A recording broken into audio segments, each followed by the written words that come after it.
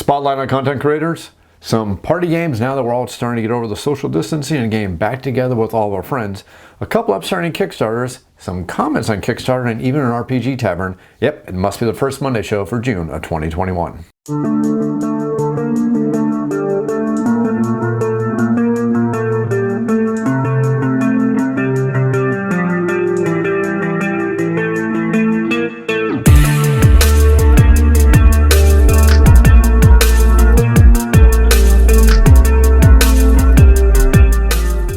Hey everybody, welcome out to the show Board Game Reviews. This is a YouTube channel dedicated to the board gaming hobby, and this is the monthly vlog, the first Monday show for June of 2021.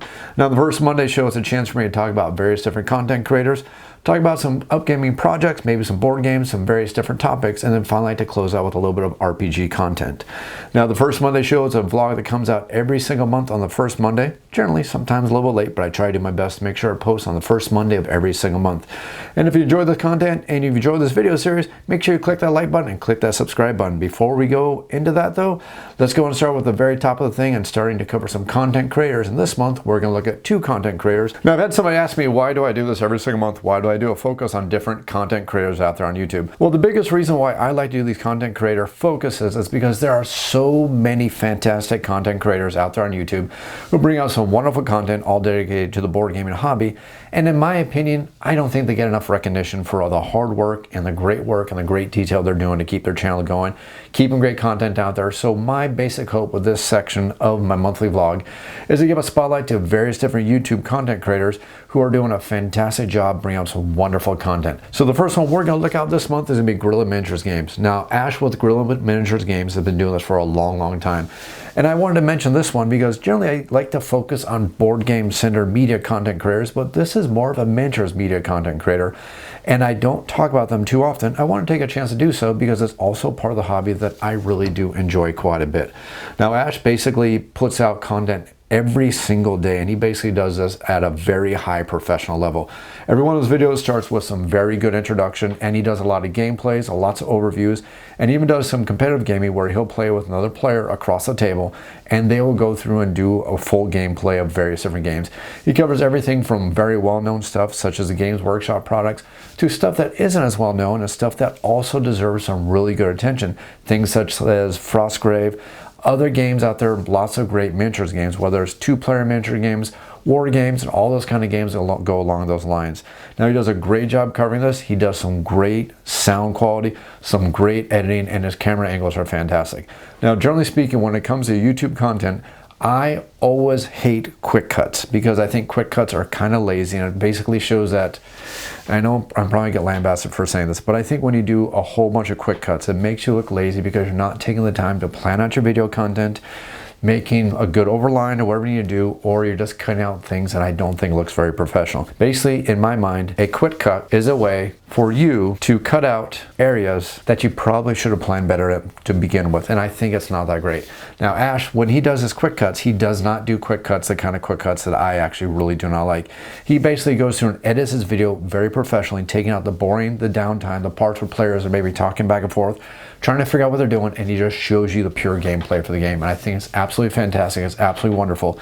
And if you've ever been interested in check out the miniature gaming hobby and you love board games but you want to check out the miniature gaming hobby, check out Guerilla Miniatures Games. He does an absolute fantastic job covering the miniatures gaming hobby, and you're going to be happy you did, especially if you're thinking about dipping your toe into the miniature gaming hobby. Now heading back over to the board gaming front, we have We Game Together. Now We Game Together is a couples gaming blog where they game together. It's two people who will sit there and they play board games together. Now the wonderful thing about this YouTube channel, besides the fact that they use great camera angles, they have wonderful sound quality, and the fact that they cover lots of games with multiple camera angles and very good technology behind all the stuff to make a very wonderful visually presentable product and also great sounding product. They also have a tendency to play games with the designers, which is something that's very wonderful. Matter of fact, if you're interested in Lockup or if you're interested in Mosaic, they actually play both those games with the designer of both those games, which is actually really darn awesome. You don't get the chance to see games played with designers, and I actually think that's really darn cool. Seeing a game and designer, seeing their thought processes, what they're doing when they made the game, and seeing all that stuff is really enjoyable. And it doesn't hurt the fact that there's a really good production quality goes with We Game Together. It's two people who sit down, play together, wonderful visual production, wonderful sound quality. That's the YouTube channel of We Game Together. I'm going to leave links to both these YouTube channels down in the comments below. Go out there and check them out. Trust me, you'll be happy you did so. Next up, we're going to cover some gaming with your friends. Now, it is absolutely awesome that in various parts of the world, some of us have been extremely fortunate that a lot of the restrictions due to COVID are starting to fade and we're getting the chance to start playing games with our friends again. And I cannot tell you how awesome it has been to be able to play games with my friends again. Over the past couple weeks, I've had multiple get-togethers with my friends.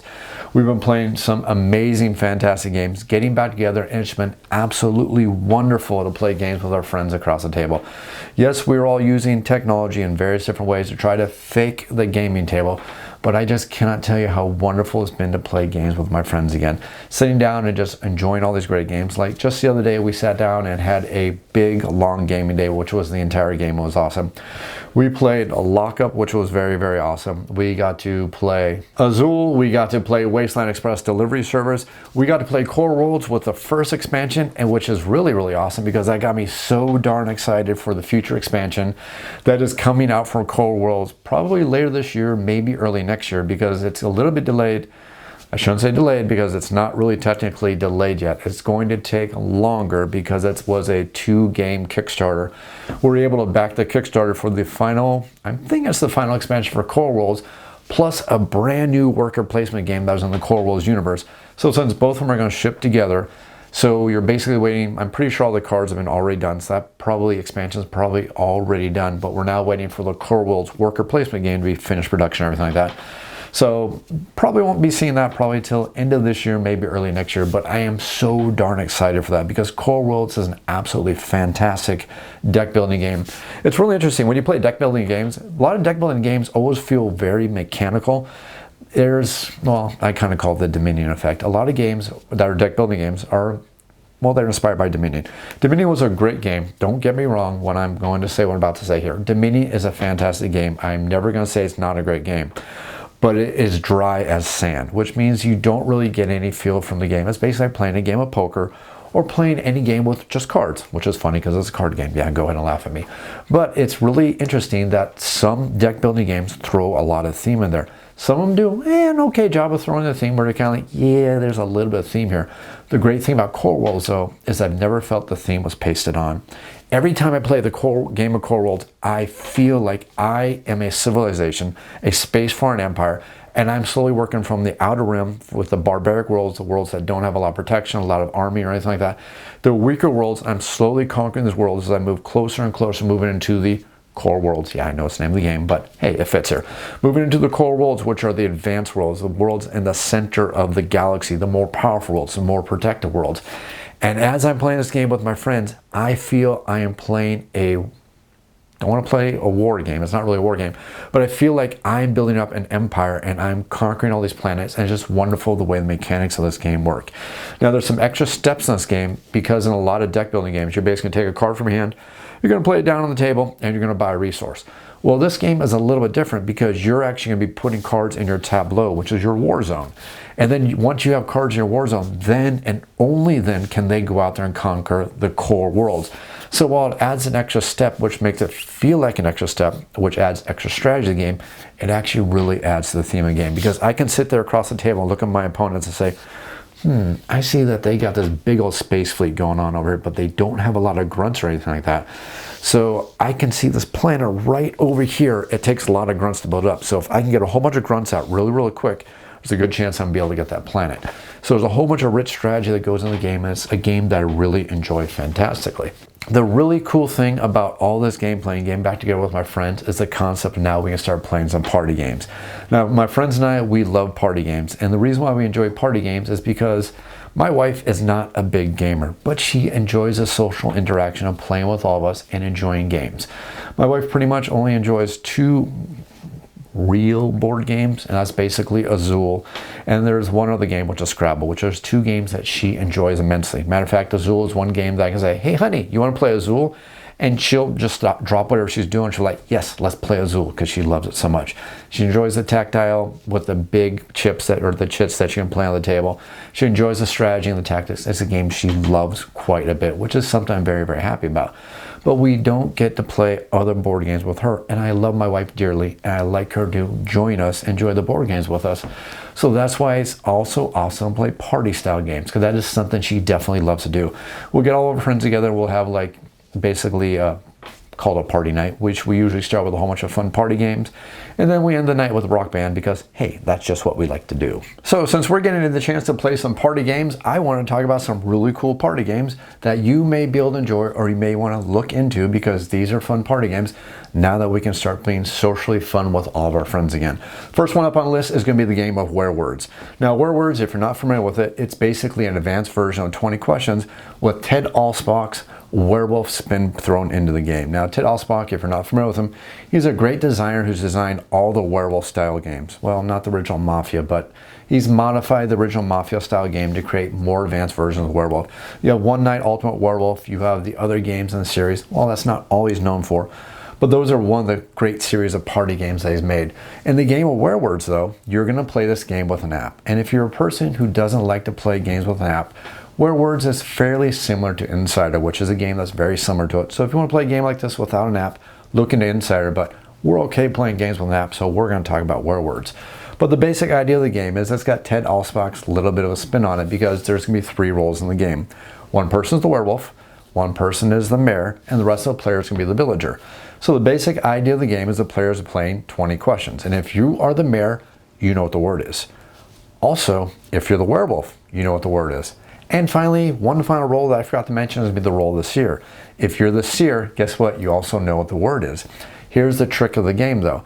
The mayor cannot talk at all, and every single player is going to play like a game of 20 questions. And it's one of those games where everybody's just going to shout out questions and answers at the same time. The mayor is not going to verbally answer the question. Basically what they're going to do is they're going to take a yes or no chip, which is going to be placed down on top of that player to let them know if they were close, not close with their questioning. And again, they're trying to figure out what the magical word is that the app has before the time runs out. Here's the trick though. If the time runs out, the game isn't quite over, because like I said, there's the extra roles, the werewolf and the seer.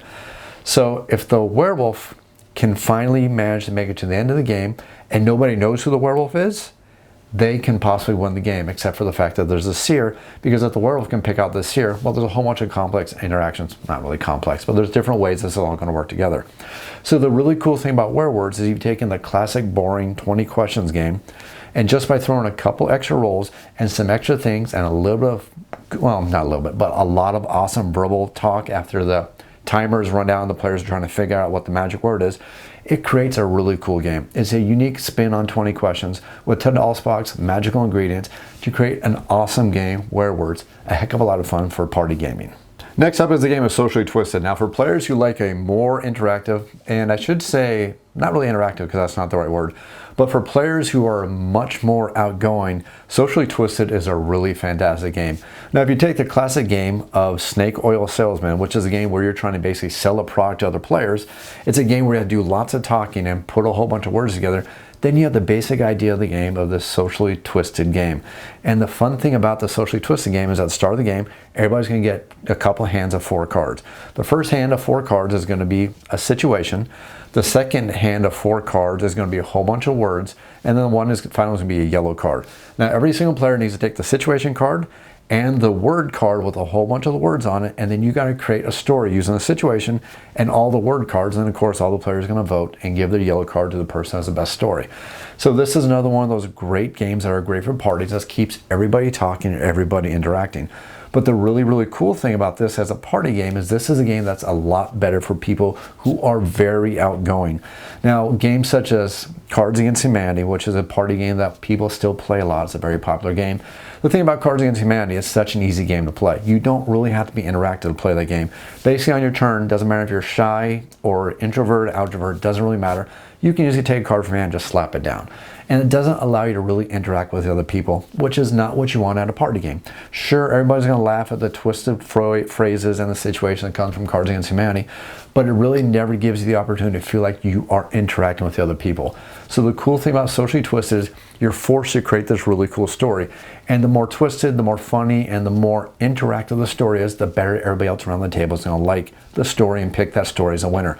So this is a really great game for very outgoing people. People might have a couple drinks in their system. People are starting to loosen up, and people who are starting to get a little bit smiley, a little bit happy, and looking for a fun, really twisted party game. Next up is the game of Say Anything. Now, Say Anything, in my mind, is one of the great party games. If you told me to put a list together of the top 10 party games, Say Anything would solidly be in my list of top 10 party games, because this is a great party game that allows you at a party game to play the other players. And those are, to my mind, the greatest kind of party games, where you're trying to get into the minds of the other players and try to figure out what's going to make them pretty much laugh the best. The basic idea is Say Anything. If it's your turn to play the game, you're going to have a card that has a question on it, or a phrase or something like that. And it's usually going to be a funny phrase or something like that. And then basically all the other players are going to have a little answer board where they're going to write their answer. The trick is they're trying to pick an answer that you as a question asker are going to like the best, or find the most humorous, or whatever one you're going to pick. Now that would be a basic, easy, nice party game. But the nice thing about Say Anything is it adds one more level onto the game. Because if you're one of those people who can't come up with answers, the cool thing is the next level of the game is that after everybody's written down their answers on their little card, all the cards or the placards are going to be placed face down so nobody sees what any of the answers are. Once that's done, they're all going to be revealed. And then everybody gets to vote on what answer they think the question asker is going to think is the best answer to the question. So even if you didn't come up with a good answer, you can look around the table and say, oh, no, Bob, you over there, you got the best answer. That is the answer they're going to like the best. And then they can vote for that one, and they can still score victory points. So Say Anything is a great game for both groups of people, where you have your super extroverted or your more of an introverted players, because even if you can't come up with answers, you can easily vote on an answer that you think that player is going to like. It's a great party game, and the really, really great thing about Say Anything is it plays with multiple different kind of party groups. You can have your party groups where everybody's just trying to relax and have a little bit of fun, or you can have your more, let's say, less kid-friendly party groups where you can start making some really creative answers that may get some good laughs out of people. This is the one game that made us finally, thank God, finally get out of the Cards Against Humanity party game vibe, because this game took Cards Against Humanity, completely kicked it to the curb, and thank goodness we're never going to play Cards Against Humanity again, because Say Anything is such a great party game. And finally, we're going to get the party game of Mind Your Language. Now, the first great thing about Mind Your Language is this is a nice compact game, which comes in a little tin that's about the size of Spot It. So it's very, very portable, which means you can bring it to a party without having to worry about it being a big box to carry around. Now, this is one of those games that's great for all kinds of players because it's more of a thinking game. But on top of that, it's also a great drinking game because it adds in some extra rules and makes it really fun as a drinking game. But the basic idea of the game is at the start of the game, you're going to look at the back of a card, you're going to say one of the three colors. You're going to flip the card over, and it's going to have a ring of three colors in it, and every single one of those rings is going to have a word that's spun around all the way around the ring. So the trick here is that you need to figure out exactly what the word is. And it's not easy because, like I said, the word is spaced evenly all the way around the ring, so you need to figure out what the word is and shout it out and be the first one to shout it out. Here's the trick though. There's three rings. The inner ring is like a smaller word, then the next ring is like a bigger word, and then finally the outer ring is a really, really big word. And in the very, very center of the middle ring, or the smallest ring, is going to be a special rule for this special round of the game. So it's a game where you have to look at these cards, figure out what the word is, and be the first one to yell at the word, and then you're basically going to score the point. So this is what I would like to describe as more of a thinking game, but you would think it's a thinking game, which is good because, you know, you need thinking games for party players sometimes. But the thing that makes it a great drinking game is the fact that there's a little rule in the center of every single one of the cards, which is going to mix things up really, really well, which is really, really cool. Because if you break the rules of the little center rule for the game, you guessed it, since it's a drinking game, you got to take a drink. So this is a really nice, super easy game to explain, which is one of the great hallmarks of a really great party game, is the fact that you don't have to really do a long rules explanation. Because when it comes to party games, you basically want to say, hey guys, here's a card, this is the thing we do, go. And that's what makes a great party game. That's probably one of the reasons why Cards Against Humanity was so darn popular for so long. Because it's literally, here's a phrase, fill in the blank. Anybody can do that. Well, when it comes to this game, it's just that simple. Look at a ring of words, forget what the word is, be the first person to do it without breaking the rules, and then you get the card and you score it. It's a great little fun little party game, super compact and has a great price, and it's a great party game that plays with large groups of players. So let's go ahead and check out some upcoming Kickstarters, because there's a couple of Kickstarters that are closing this week that I'm super interested in. First up is going to be the game of Lockup. Now, Lockup is an awesome auctioning game. It's such a great auctioning game that the first couple times I played it, I didn't realize I was playing an auctioning game, which is pretty darn good because I'm not a huge fan of auctioning games. Sneaky, devious design there. Really good. But the game of Lockup is a great game. It's a auctioning game mixed with a fantasy theme, mixed with a jail theme. Because the basic idea of the game of Lockup is every single player is going to control a gang. And you're going to send your gangs to various different locations inside the jail. And whoever places the strongest amount of goons at a certain location gets to take advantage of the location. If you get bumped out of a location, you're going to be sent to the library where you get a special power card that you can possibly use on the next round or on future rounds. Now, the cool thing about the game of Lockup is it's a blind or an open auctioning game, because every single round you only have 5 or 6 goons available to you, or 7 with this Kickstarter expansion I'm about to talk about here. But you only have a certain amount of goons every single turn. And on your turn, you're going to assign as many goons as you want to a location. But here's a second kicker. Every single round you can place up to 2 of your goons face down, which means nobody knows what the strength of those goons are. And the goons don't even have to go to the same location. For example, I can put a really weak goon face up and another goon face down in a location. And then the second kicker on top of this is once you assign goons to a location, you can't add any more goons to that location anymore this round. So you can't place your goons there and have somebody else go, interesting, you placed 2 goons there. I'm going to place 3. And then you can't go, well, I'll place another one because you've already placed your goons there. So it kind of has a chicken style mechanic to the game where it's like, okay, do I place this here? What are they doing over there? Okay, I got to get into the mind of that player over there, because if I don't, they're going to outsmart me. And every single location gives you basic different resources, allow you to do different things, score victory points, blah, blah, blah, you know, the rest of it. So the coolest thing is now there is a new expansion out for Lockup, which is on Kickstarter, which is closing in a couple days. By the time this video goes live, it's probably closing in about 4 or 5 days. And I can highly recommend Lockup if you're looking for a auctioning game and you're okay with a fantasy theme, because this game is absolutely awesome. But the new expansion is going to be called Lockup Breakout, and what this does is this adds a couple different things to the basic game of Lockup. So the first thing it's going to add is it's going to add 1 more player to your crew. Now this player that's going to add to your crew is going to be called the Seeker, and the Seeker is going to give you extra powers. Now what I didn't explain in the early introduction for the game is that you have a couple goons who have a set strength. Every time you play them, they always have the set strength. But you have a couple of your goons have special powers. For example, you have the Lookout. The nice thing about the Lookout is he's 0 strength, but he can look out for the guards, and because there's going to be raids, and I don't want to get into the rules too much. I'm going to put up a good video for Lockup one of these days, but don't want to get too far into the rules. But every one of your sections of goons, some of them have special powers. So it's interesting how this is going to play. Well, this expansion is adding another goon to your squad, which is going to be the Seeker. The next thing is we're going to add a secondary board to the game. Now, the basic game has been a prison cell. What we're at, or prison, not prison cell, but a full prison full of prison cells.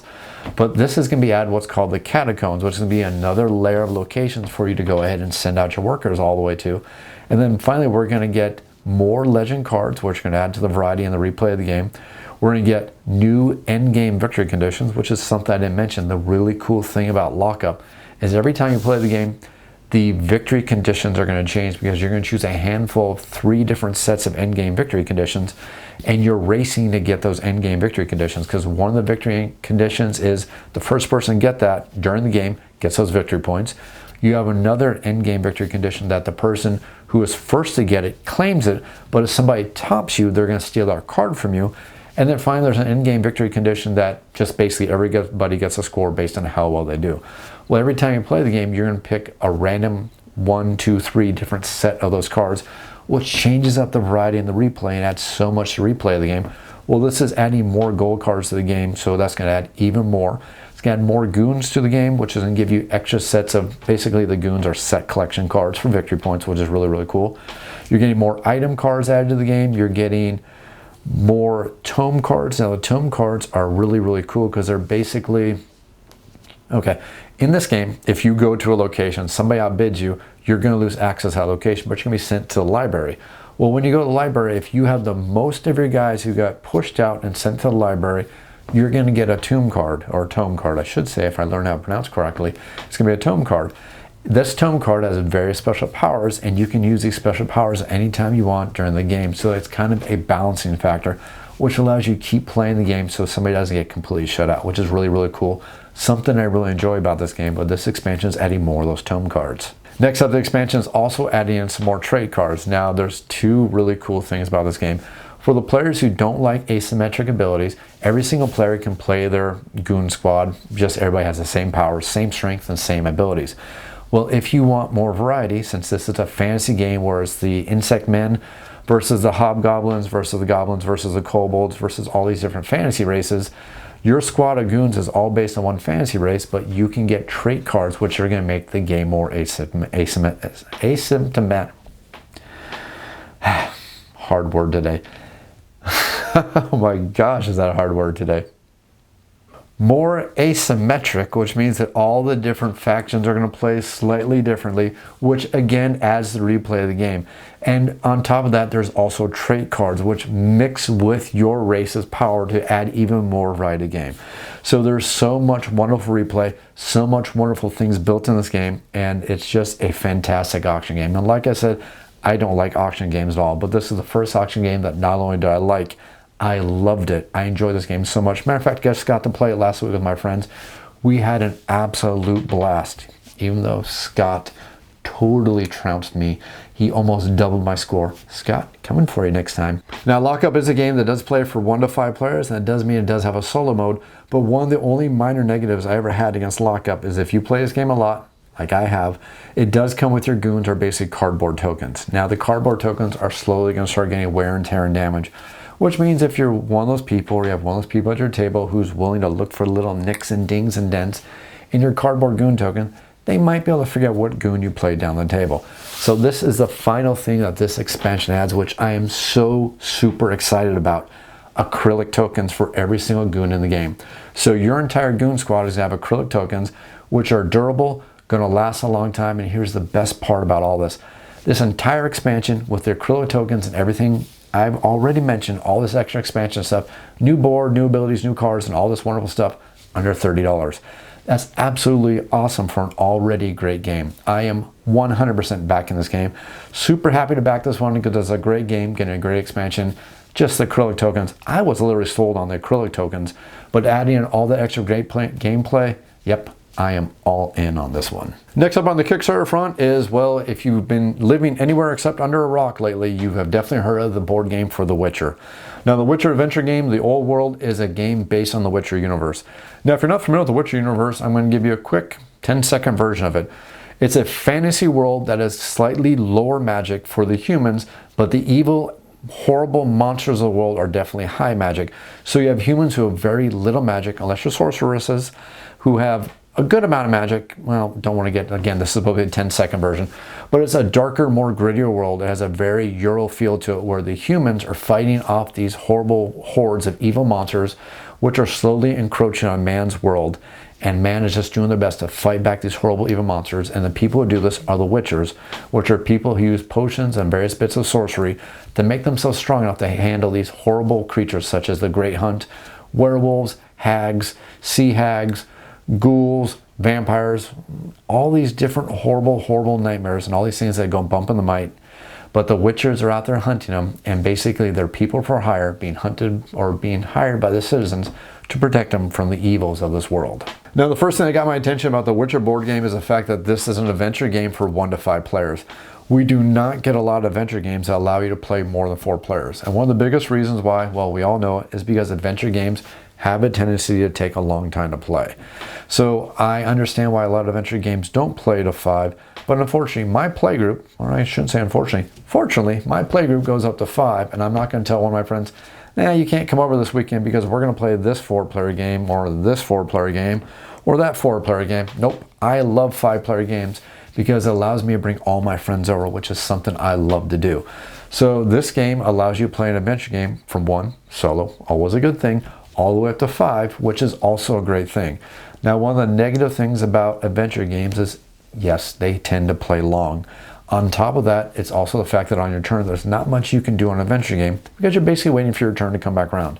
A lot of adventure games, the basic idea of adventure game is you have a hero or whatever you are. You're going to go around a game board, which is basically a world, a land, a city, a town, whatever it is, whatever kind of adventure game you're playing. And you're going to interact with the board, draw cards, roll dice, do different things.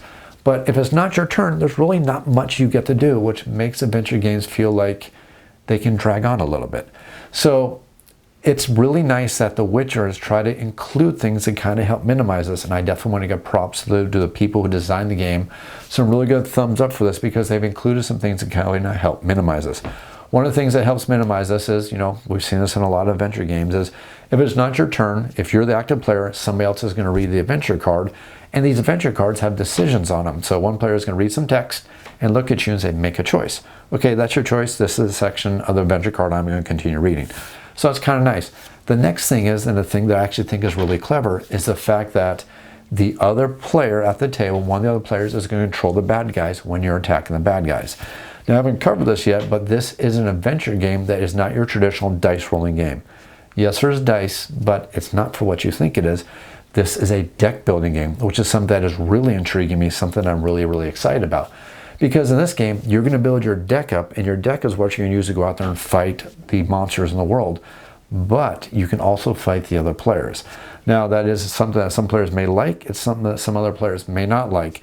Now, when you're attacking another player, it's not horrible. Basically, you're just going to steal a supply from the other player. So it's not like you're crippling them. So it's not horrible, but it's enough that it fits the theme of the Witcher world, because basically every single Witcher, you're basically a gun for hire, just to use the best reference I can think of off the top of my head. You're basically paid, and you don't have the highest scruples or the highest morals. You're basically going for the highest bidder, and if another Witcher is kind of blocking your way to the next payday, you might smack around a little bit, kind of knock him out and go get the payday, because, that's just the way the world works. So this game does offer a couple extra things in an adventure game that I really like. It plays up to 5 players. It offers the other players something to do if it's not their turn, and it also is a great representation of an IP that I really, really do enjoy. I like it because I'm kind of bored of the traditional fantasy tropes where it's super, really high heroic. I mean, it's a trope that is becoming so integral and so integrated in the fantasy scene. I'm kind of getting a little burnt out on it. So I actually enjoy The Witcher because it's a little bit darker, a little bit grittier, a little bit more, I don't want to say adult because it almost sounds like I'm choosing the wrong word here, but it's a little bit more mature. There's a perfect word for it. The Witcher has always been a more mature fantasy world. It's something I really appreciate a lot. Now, the game does have a couple caveats though, and a couple concerns and a couple things that you need to think about. The first one is not really a concern or a caveat. It's almost like somebody saw my last video and said, hey, that's a damn good idea. Maybe we should do that. But it's 2 retail SKUs of the game. The first retail SKU is going to be the base version of the game, which only has a couple miniatures, and the miniatures are only for the heroes. That's going to retail for about $90 approximately. I get the exact price, or I just leave a link down below for it. But there's another version of the game which is going to come with tons and tons of miniatures, and that's going to retail for about $160. So you're basically spending another $70 for the exact same game to bring in the miniatures. Now, actually, kind of like that, because one of my biggest complaints is I have all these games and I have piles and piles and piles of plastic miniatures. I don't need any more plastic miniatures. But one of the biggest disappointments I'm seeing with a lot of games is if you don't get the plastic, you're missing out on a whole bunch of gameplay, so you're kind of forced to get all the plastic. Well, that's not the case here. The version of the game that comes with miniatures is exactly the same as the game that doesn't come with miniatures. I like that. Again, I want to give 1,000 thumbs up for them for making that decision, because if you don't want to spend a lot of money, you don't feel like you're losing out on anything. That is super duper awesome. I am so happy about that. But it does come with one caveat though. That option is only available for the base game, not available for the expansions. So far, every single expansion requires you to buy the miniatures with the expansions. So it's going to make the board look kind of strange. If you bought just the base game without the miniatures, you're going to have your hero miniatures walking around the board, and all the bad guys are going to be little cardboard tokens, except for the bad guys from the expansion. So it's going to kind of look kind of bizarre. And well, it's easy to fix because, like I said, I have thousands of miniatures. I can easily just throw a miniature down and replace it. It's not a big deal. It would have been great though if they had 2 versions of each expansion though, so it looked a little bit cleaner. So it is something I am kind of missing there. but good job on at least giving all the purchasers that option in the Kickstarter campaign. Now the game does come with cooperative and solo rules, so you don't have to attack other players if that's not something you really want to do, so that is a nice plus. But let's go ahead and actually talk about the gameplay itself. Now this is where a couple of the concerns are going to creep up here. Now when it comes to combat is going to be a little bit random, because when it's your turn, you're going to play these cards down the table, and that's what I like. That's really, really cool. It gets rid of the randomness of rolling dice. That's a good inclusion in the game. What's kind of a negative though is the monster that you're attacking. The players controlling that monster is going to announce an attack style, and they're going to flip over the top card. If the attack style they said matches the higher damage on the card they flip over, they're going to do more damage. If it doesn't, then it's going to do lower damage, which kind of feels a little bit random because you don't know what that card is. You can sit there and say bite, flip, bite, flip, bite, flip, bite, flip, and get 4 cards in a row that are basically claws. And I'm using a really stupid example. And then you get frustrated and say as your 5th answer, say, okay, fine, claw, flip it over, it's a bite, and be like, oh my gosh. So it feels a little bit random in that aspect. Again, I like the idea, but some people may feel that's a little bit random and not actually enjoy that. Next up is the gambling system for the game. Now, I actually like the inclusion of the gambling system because it fits the theme of the game. But basically, you're playing dice poker, and you're going to roll dice poker, and whoever has the best hand is going to win how it is. So it does feel a little bit random, and it's kind of interesting, and I don't know if I do or don't like it yet. I'm going to have to look into it a little more, but you have this great combat system with the cards, but then you have this dice system, which is just rolling dice for the gambling. So, it fits the theme. I shouldn't complain. And it's just a nice extra add-on.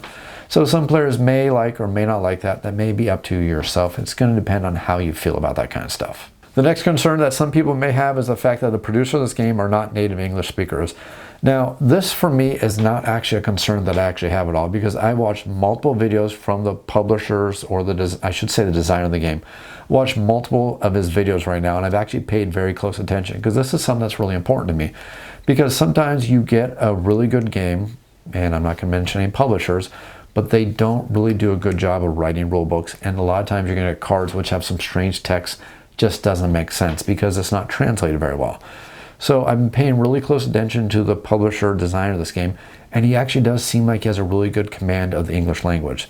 Now, his sentence structure works. Everything I'm hearing sounds really, really good. So I'm thinking that this actually isn't going to be concerned. So I'm actually really good on this aspect. It's not something I'm really worried about here. Beyond that, there's only really 2 other concerns that people may have for this game. And that's the first one of those final 2 concerns is this is a game that's going to live or die on the story cards. Now, luckily, there have been a phenomenal amount of stretch goals that have come up for this game. I think we're up to about 170 adventure cards at this point. So this probably won't be a concern anymore at this point, at least not at this stage of the game. But the original concern I had is, are there going to be enough adventure cards to prevent players from going, oh, that's that adventure card again? Yeah, I'm going to pick option number 2. Oh, it's that adventure card? No, definitely picking option number 1.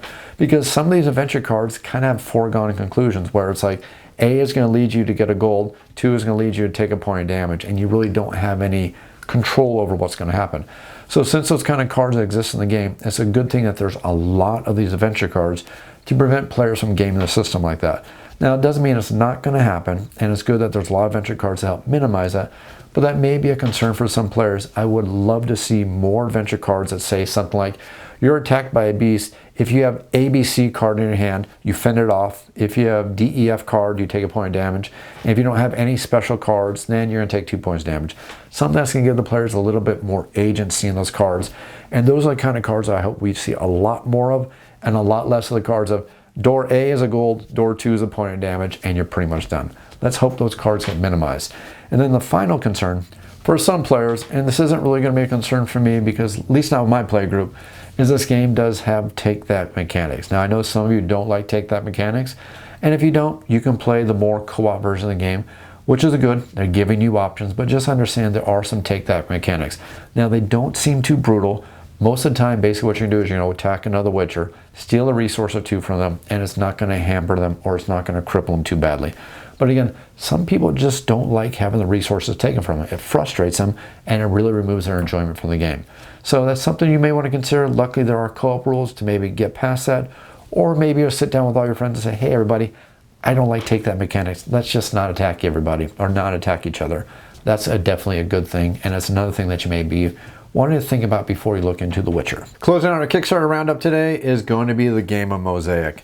Now, if you've been around the channel for a while, you know that I am an absolute Civilization style game junkie. If you're talking about any game that just even hints about Civilization, I'm interested. I'm at least going to look into it because I really greatly enjoy Civilization games. You talk about great Civilization games such as Clash of Cultures, Space Empires 4X, or you can talk about more space opera themed games such as Twilight Imperium 4, or you can talk about games that are more, let's just call it more abstract, such as the Golden Ages. It doesn't matter, just the fact that you're building an empire, helping an empire grow, getting a tech tree, doing all these things. These are things I just so greatly enjoy in board gaming. I got my original start when it came to PC gaming, playing the classic Sid Meier's Civilization, and even as a board gamer these days, I still carry forward my great enjoyment of Civilization style games. So that's the first thing that intrigued me about the game Mosaic, is the fact that it's a Civilization game. Here's the next thing that intrigued me. This is a Civilization game that plays from 2 all the way up to 6 players, and they say this is going to take 2 hours less. Now, to me, that's absolutely fantastic, and quite literally, that's unheard of. I have never heard of a Civilization game that you can play in 2 hours that plays up to 6. Now, I've heard of 2-player Civilization games, and matter of fact, I've played Through the Ages enough times now that if I play with another experienced player, I could probably get a 2-player game of Through the Ages down in 2 hours. I've never been able to get a 6-player Civilization game down in 2 hours. You look at any kind of Civilization game that plays 5 or 6 players, you're looking at about a 4 or 5 hour game. So them claiming that this game plays in 2 hours with 6 players, that's awesome. Not only that, you look at the game, you see that we have, okay, I'm not gonna lie here, we have a lot of things that are abstracted because you need to, in an effort to get the playtime down. But you do see that we have some really cool things going on here. We have a map where we're going to explore a map. Yes, it's a map of the Mediterranean, but you're going to be building buildings. You're going to be moving your units around on a map. Now, the military is not super strong in this. Again, it's a little bit abstracted, but you do have the ability to do this. Plus, you're going to have resources on the board. Going out there and claiming resources is a classic thing of your Civilization style games. You have your different kind of cards that you can buy to add to your Civilization. Again, they're basically just victory points, but the fact that you're doing that is kind of fun. You also have your certain resources that you need to pay attention to, the amount of people you have, the amount of different things such as money, the amount of different food, stone, all these things you need to start buying these cards to create this kind of tableau style game. Now, in a way, this game kind of, in a way, reminds me of if you took the Golden Ages from Stronghold Games and married that with Terraforming Mars, cleaned it up quite a bit, and that's basically the game of Mosaic. Now, this game is looking really, really interesting to me as a game I've backed. But again, there's a couple concerns I have here, and I just want to cover some of them because, you know, they're legit concerns, and maybe some of you have these same concerns. Now, the first thing is Glenn Drover has been kind of hit or miss for me. His games are games I really like a lot, like Empire's Age of Discovery, or games that just kind of didn't work for me, such as the games of Attack and the game of WarQuest, which, don't get me wrong here, I wanted to love WarQuest so much. The idea behind WarQuest seemed like an absolutely fantastic game. When I heard about the game, I was like, take my money.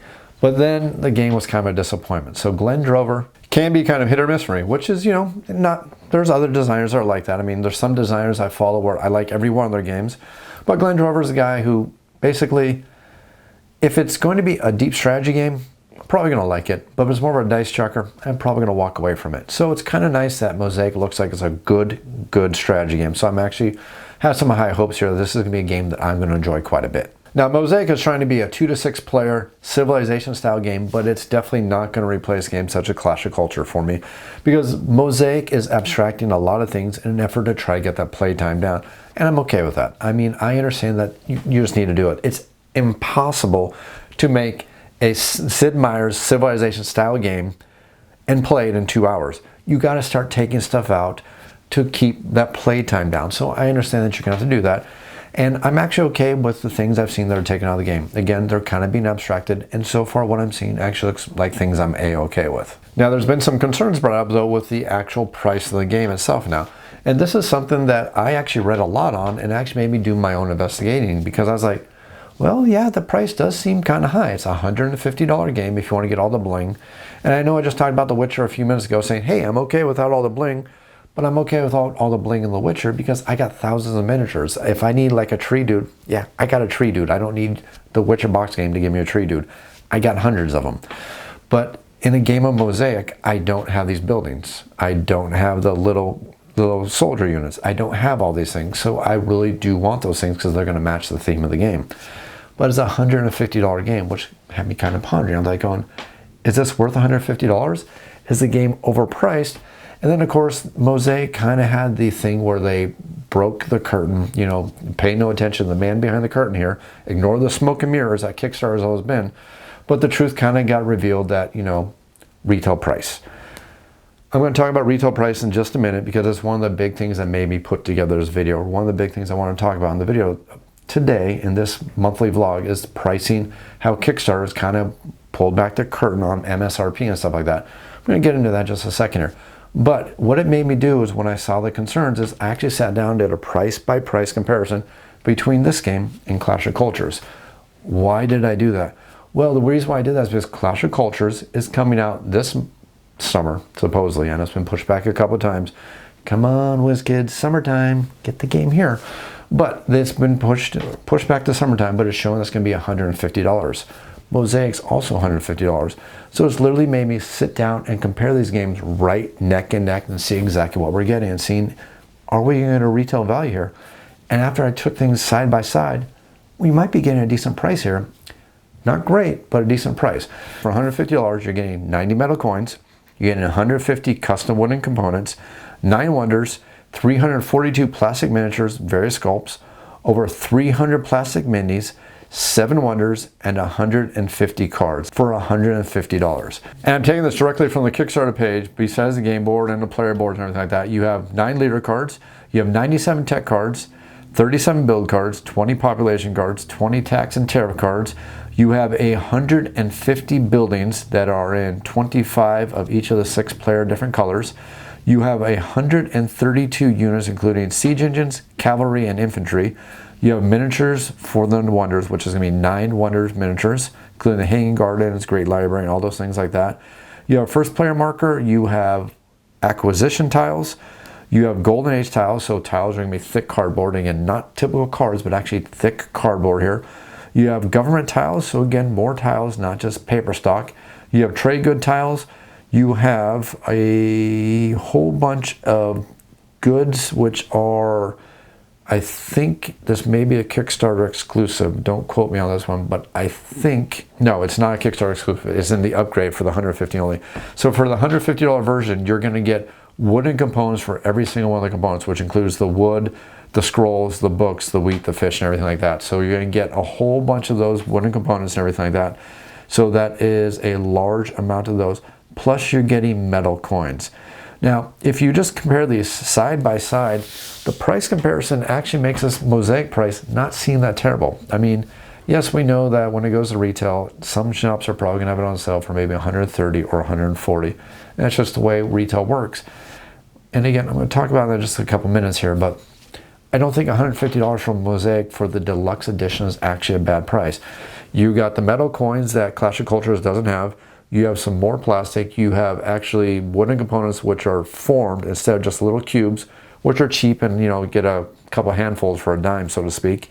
You're getting wooden components actually shaped to actually look really nice. They're going to look like they're components. So if you compare them retail to retail, it's not that bad. $150 is not too terrible. I mean, yes, we know board games are going up in price, but $150 seems pretty darn decent here.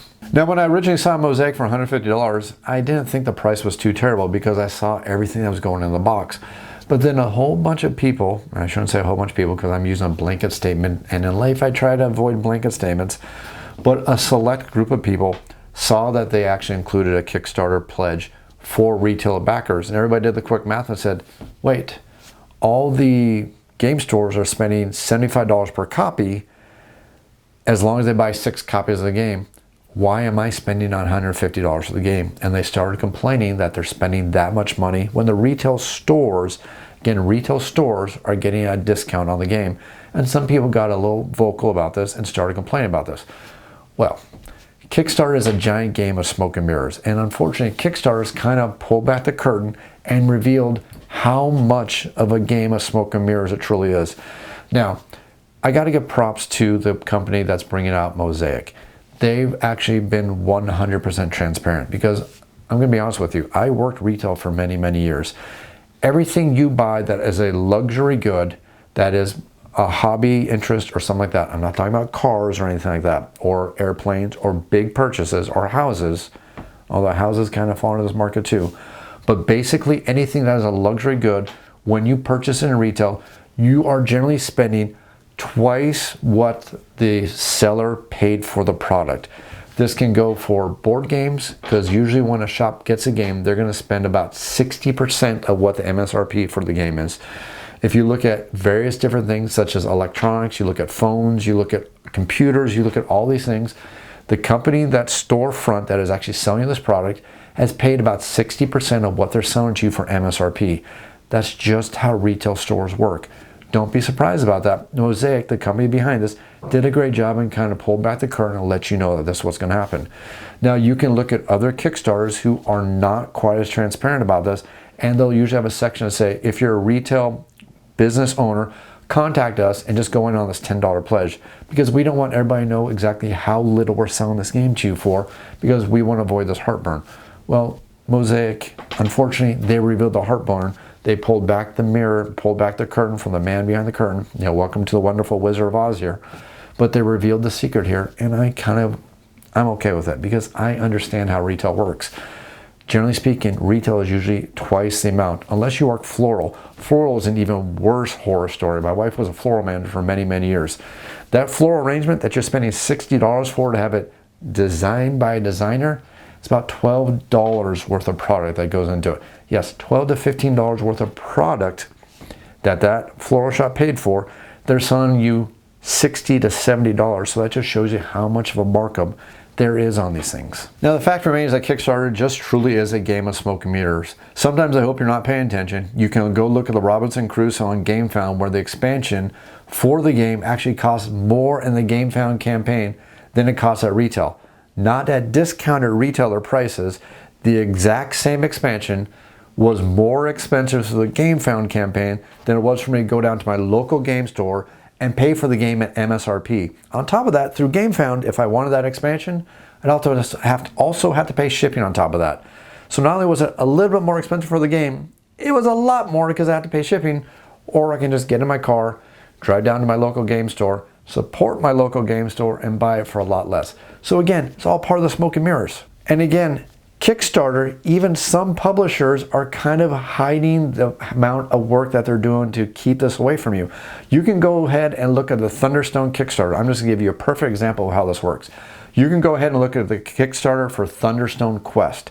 For $66, if you could prove you were a retailer, you can get Thunderstone Quest, a game that was well over $100 for the big box.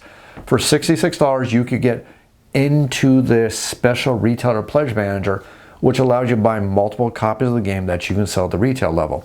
They didn't tell you how many copies you were going to get for that $66, but I can tell you retailers were getting at least one copy for that $66. So again, it's just a whole big game of smoke and mirrors, so people really shouldn't be concerned. Well, I guess concerned is not the word I want to use here.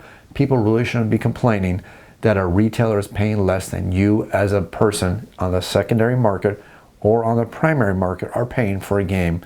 That retailer needs to sell for a profit. And yes, I know it can be frustrating, but that's just how retail works. So this main bank, you ask, well, why do Kickstarters charge so much money for the games when they're selling it for less to the retailers? Well, again, Kickstarter, like I said, is kind of a game of smoke and mirrors here. They're trying to distract you and say, don't watch what the left hand is doing because the right hand's about to do something else. You know, the traditional trick that magicians use when they're like, look at my right hand as my left hand goes in my pocket and pulls out the magic trick or whatever I'm supposed to be doing here. So it's basically a little bit of a distraction going on. But the way they do the distraction in Kickstarter is by giving you these things, the stretch goals. By saying if you buy it right now, you're going to get all these Kickstarter exclusives that are not going to be in the retail package. So it allows them to charge the exact same price that the retailer will be charging by making you feel like you're getting all these free little spiffs. Now, understand people, when it comes to these companies on Kickstarter, you need to understand that they are now making more money through Kickstarter.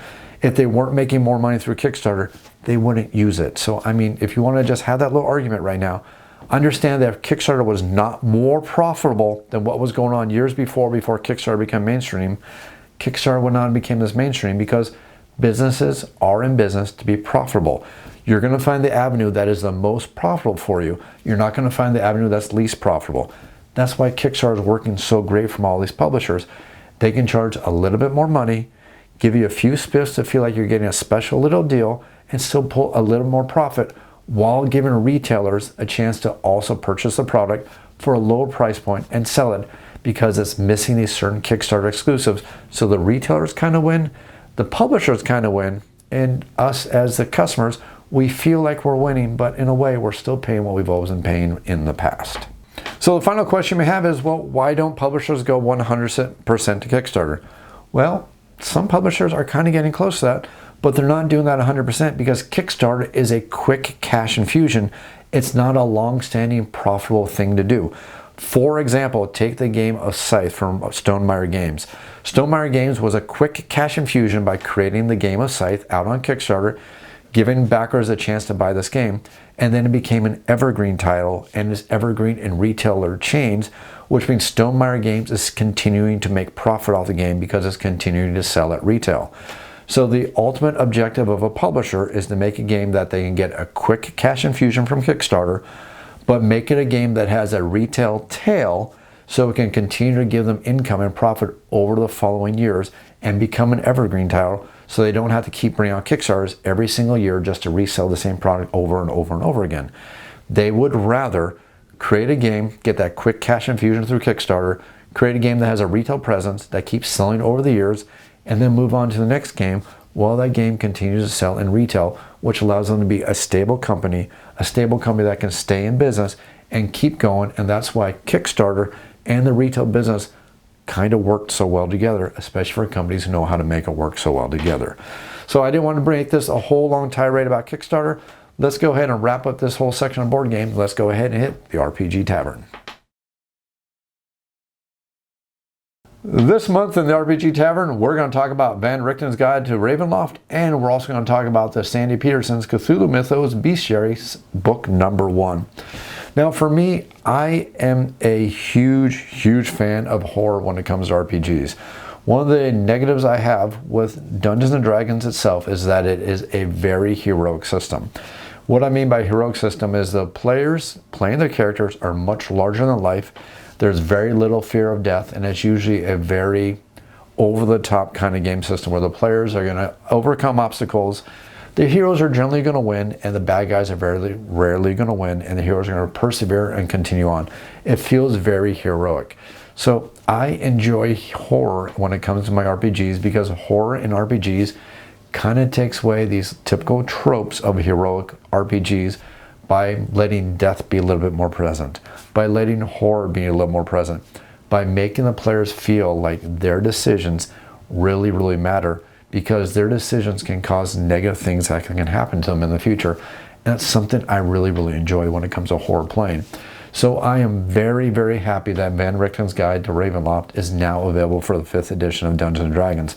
What this does is it adds a horror element to the game, and Ravenloft is a demi-plane, if you're not familiar with it, where it's dark. There are horrible beasts and horrible creatures that control the demi-plane of dread, and they are basically horrible lords inside this demi-plane, and they control the demi-plane, and basically their will is basically law in these worlds. And every one of these demi-planes within the demi-plane of dread, they all have their own feel and their own theme, which allows you to create this wonderful feel. Now it kind of has this interesting feel that kind of feels like a little bit of a gypsy flair, with a little bit of a horror theme, with a whole bunch of tropes from classic horror fiction. You kind of get a feeling of the classic Frankenstein's monster. You get a feeling of the classic vampire stories. You get a classic feel of, I believe there's even a kind of a Dorian Gray style storyline that's built into here. So you have all these different evils, creatures that are in this world, which makes the players feel like they have less heroic agency and more of an agency, meaning that their decisions are very impactful. You're going to have less players doing, let's just say, stupidly overly heroic things, because death can be a very serious thing. That's something that I really enjoy when it comes to playing RPGs. I want the players, when I play an RPG, to feel like, okay, if I do this kind of stupid thing here, my character can die and there may not be a resurrection. I may have to make a new character, which means that characters will actually consider their decisions which is what I want from an RPG. I want the players to just not just go, yeah, just let me roll a couple 20-siders, a couple 6-siders, and blow it all up. I want players to go, guys, if we go over here and do this, bad stuff is going to happen. So we need to think of this as something we really, really want to do. And that's what's so great about horror when it comes to RPGs. And that's why I want to talk about Van Richten's Guide to Ravenloft. Now, Van Richten's Guide to Ravenloft is adding a couple things to the 5th edition of Dungeons & Dragons. The first thing that we're going to do is we're going to get monstrous lineages. Now, monstrous lineages allow the players to add in a little bit more darkness into the character backgrounds, but they have a cost, which means that you may take this nice little boon and everything like that, but there's something that may be negative for you. So you kind of have to balance how these are going to work out. And there's also some horror-themed subclasses that have been added to the game. And these horror-themed subclasses are basically, you have a Dampier, which is basically a partial vampire. You have another version of the Bard, and you have a couple of different things that are going to add a little bit more of a horror theme to the game. But it's also a fun, nice way to modify the game and add some more replay, more fun, and more options to your Dungeons & Dragons adventure games, which is really, really cool. Next up are the Dark Gifts, and the Dark Gifts kind of like the monstrous lineages, because you have your monstrous lineage, like you can be undead and stuff like that, which comes with its own kind of negatives. But the Dark Gifts take the idea of negatives and takes it up one more level, and this is something that's really, really cool. You can take this Dark Gift, which is going to give you a bonus, and this bonus is really cool, but it's going to come with a permanent negative that's been attached to your character. That's for the rest of your character's life. And then you can go back to what I said earlier. I want the players to make decisions and realize that every single decision you make has ramifications. That's where these Dark Gifts come in, and I think that's so darn awesome. You make this a decision, but you're like, if I do this, I have to live with this bad thing, and that means my decisions matter, which is something I think is so great. Of course, the book is going to come with extra magic items and extra dark things like that kind of fit the theme, so it's very, very cool. You get your dark trinkets, dark magic items that are kind of closer to being cursed magic items. Again, things where you got to start making decisions, and decisions are always good when it comes to an RPG. The book is also going to give you a tour through the Domains of Dread, but here's a couple cool things that is really cool about Van Richten's Guide to Ravenloft. It's going to tell you how to create your own Demi-Planes of Dread, which are going to allow you to create your own little subworlds where you can have your own little things going on. Heck, if you want to use something where you want to do like a Cthulhu-inspired theme with a whole bunch of cultists, you can. If you want to do something that has maybe something inspired from a recent novel you read or something like that, you can do that. All these things you can do, and they're inspired by these various different domains of dread. And there's rules for telling you how to do that in your 5th edition Dungeons & Dragons and adding it as additional domains of dread to Van Richten's world of Ravenloft. Finally, the book, and this is something that I really, really think is fantastic. To me, it is a wonderful inclusion, and I'm so glad they did it. But what they do is they tell you about various different genres of horror. Let's be honest here, not everybody likes the same kind of horror. You know, we all know there's multiple different kinds of horrors. There's the cheap slasher style, there's psychological horror, there's deep-seated horror, there's horror just based on losing stuff, there's horror based on curses and everything like that. All these different kinds of horror, so it gives you a whole bunch of different genres of horror. And the great thing is, you as a DM can sit down with your players and say, hey guys, what kind of horror do you like?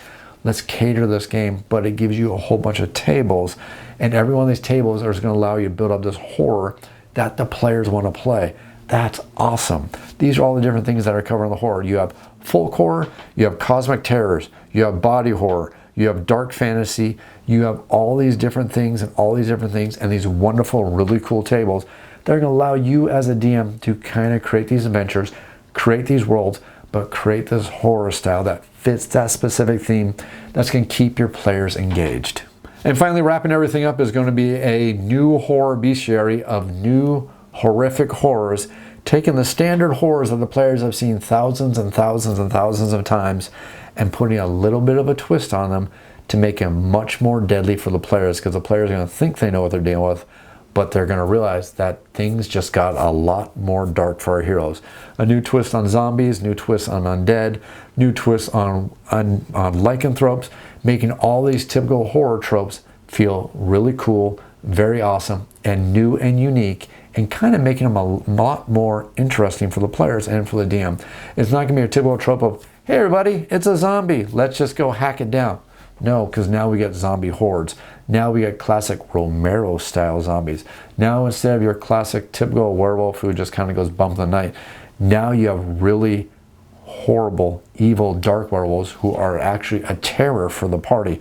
One werewolf can be a horrible terror for the parties, creating an adventure based on one single enemy and one gaming night where the players are just trying to stay ahead of or stay alive after a creature where they are now the hunted. And for DMs who are looking for some extra fun or some more interesting things to add into their domains of dread, look into Sandy Peterson's newest book, their Nightmares Bestiary #1.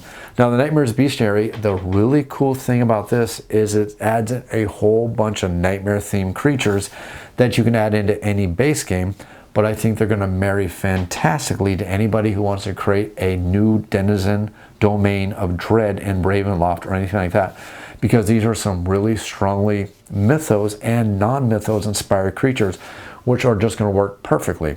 Not to mention the fact that Van Richten's guide actually has some mythos creatures in it. There's actually a star spawn rules for a star spawn in Van Richten's guide to Ravenloft. So these two books marry together fantastically, and they marry together for a lot of really cool reasons. Now the Nightmares Bestiary adds a whole bunch of new monsters that you can use in basic gameplay, but the cool thing is you're going to get things that fit the nightmare theme so fantastically. You have dinosaurs, which you'll be like, hey, dinosaur, how's that fit a nightmare theme?